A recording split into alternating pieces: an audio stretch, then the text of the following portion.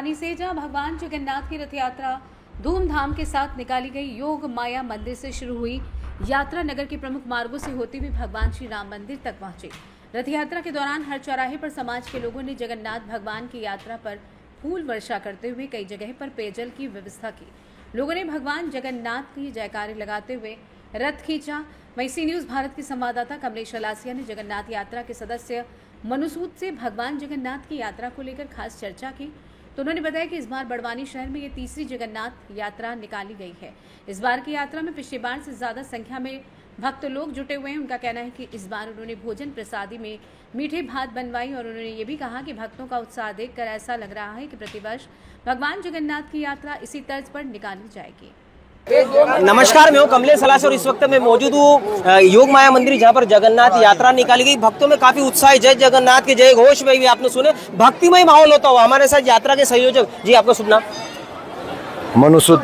मनु सूद दास, ISKCON Barwani प्रचार केंद्र अधिकारी। क्या लग रहा था आपको, ये जगन्नाथ यात्रा आपने निकाली? बारिश का माहौल ही था, काफी संख्या में भक्त लोग हैं। हमने देखा कि कुछ झाड़ू भी लगा रहे थे, रस्सा भी खींच रहे थे या रथ खींचने की कोशिश कर रहे थे। जगन्नाथ यात्रा को लेकर क्या तैयारी थी आप लोगों की? हमारी जगन्नाथ रथ यात्रा की 1 महीने से ऊपर हमारी तैयारी चल रही थी और इस जगन्नाथ रथ यात्रा को भव्य स्वरूप देने में बड़वानी के रहवासियों का खूब सहयोग मिला।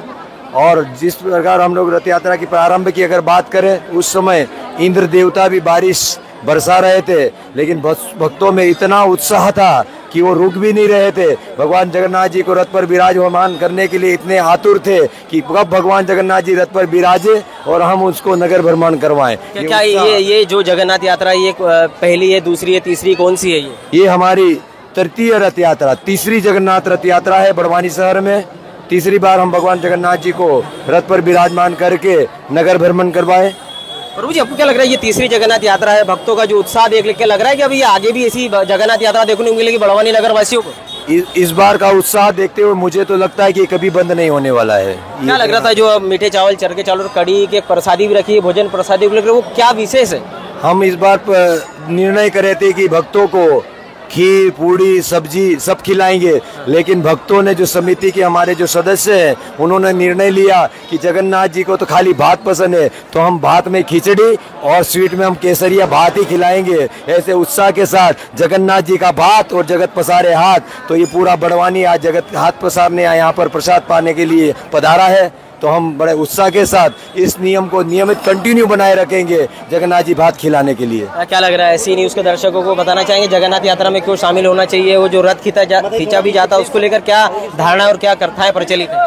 हमारे पुराणों में वर्णन है कि भगवान जगन्नाथ जी बड़े कृपालु हैं, बड़े दयालु हैं। भगवान जगन्नाथ जी जगन्नाथपुरी में विराजते हैं और बगल वहाँ पर भी भगवान वर्ष में एक बार मंदिर से बाहर आते हैं। उसका जो नियम है या जो भगवान की करुणा है, वो कि जो लोग मंदिर में नहीं आ पाते हैं कारणवश, उनको स्वयं भगवान जगन्नाथ जी मंदिर से बाहर निकलकर दर्शन लाभ देते हैं।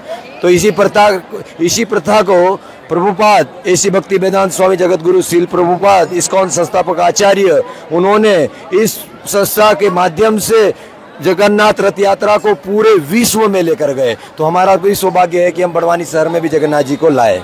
ये जगन्नाथ यात्रा के सहयोगी, जिनका कहना था कि भक्तों का काफी उत्साह मिला और काफी सहयोग था। मीठे भात और मीठे चावल खाकर, कड़ी भी खाकर वो भगवान श्री जगन्नाथ का आशीर्वाद ले रहे हैं। और इस बार ये तीसरी जगन्नाथ यात्रा थी। जिस प्रकार से जो सहयोग दे रहे हैं बड़वानी के रहवासी, उस पर उनको लग रहा है कि लगातार इसी जगन्नाथ यात्रा आगे भी देखने को मिलेगी। मतलब कुल मिला के जो जगन्नाथ के जो जय घोष आपने देखे और भगवान श्री कृष्ण की जो बात हो रही है, भक्तिमय माहौल बताता है कि आने वाले समय धार्मिकमय होता जा रहा है ये वातावरण। फिलहाल खबरों में बने रहने के लिए आप देखते रहिएगा सी न्यूज़ भारत। बड़वानी से सी न्यूज़ संवाददाता कमलेश अलासिया की रिपोर्ट।